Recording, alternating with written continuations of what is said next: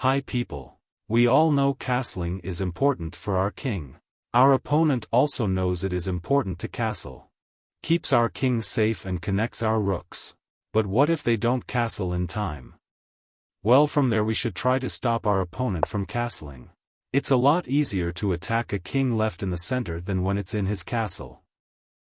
After we have stopped the king from castling, we should find and attack the most vulnerable point in our opponent's position. Usually f7 or f2 at the very beginning of the game, but it could change as the game goes on.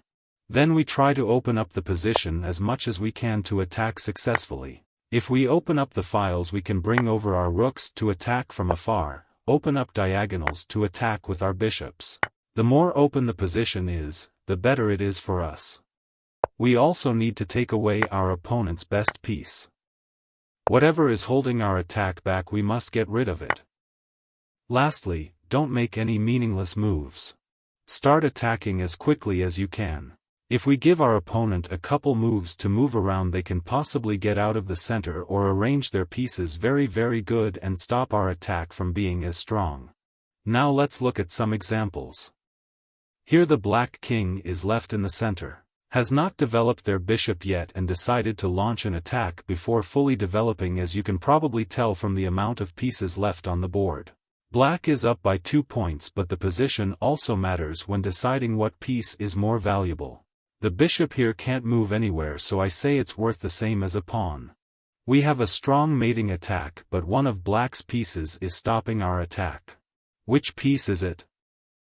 The rook. If the rook wasn't here, the knight to c7 would be mate. But a combination is possible here. What do you think it starts with? Queen to d8 check. Black takes and knight to c7 is mate.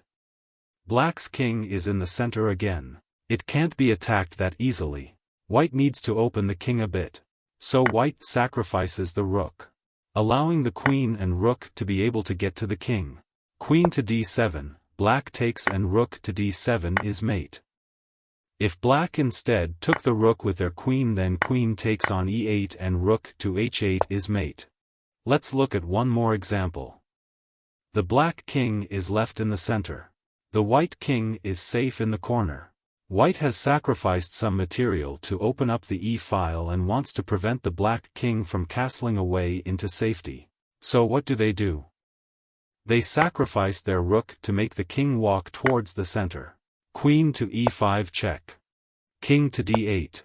Knight to c6, giving a check and a discovered attack. Black takes the knight and white takes the queen. Bye people.